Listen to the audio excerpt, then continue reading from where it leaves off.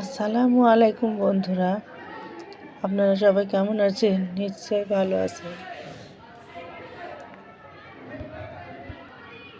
আমি আলহামদুলিল্লাহ ভালো আছি। আজকে আমি এই কলার মোচা রান্না করব কিভাবে সেটা আপনাদের সঙ্গে শেয়ার করব। কলার মোচাটা সুন্দরভাবে ধুয়ে নিয়েছি, এখন আমি এটা সিদ্ধ করে নিব।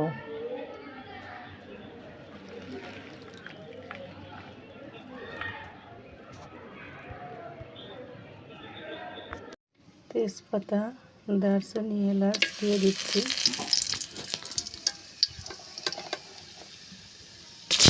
কাঁচামরিচ, পেঁয়াজ কুচি,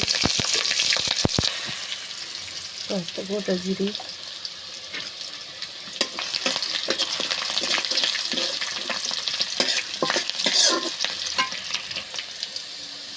রসুন, পেঁয়াজ,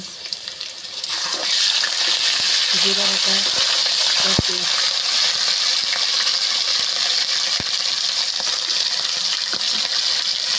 সামান্য একটু পানি,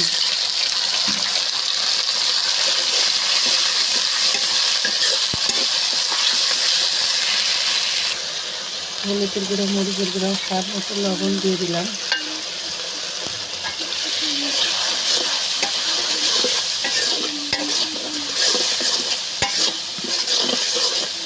দিয়ে মশলাটা সুন্দরভাবে কিছুক্ষণ কষিয়ে নিলাম। কষিয়ে নেওয়ার পরে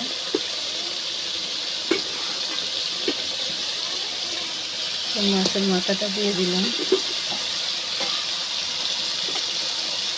একটা গাল, একটা লেজ,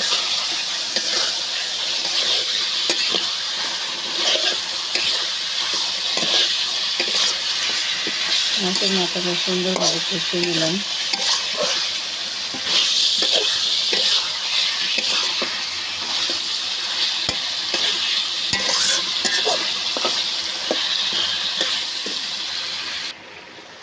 কষানোটা হয়ে গেছে, এখন আমি সিদ্ধ করে রাখা মোচাটা ঢেলে দেব।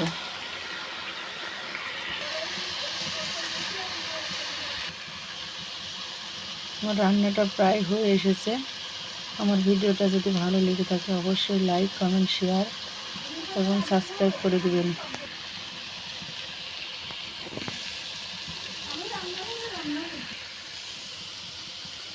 রান্নাটা শেষ।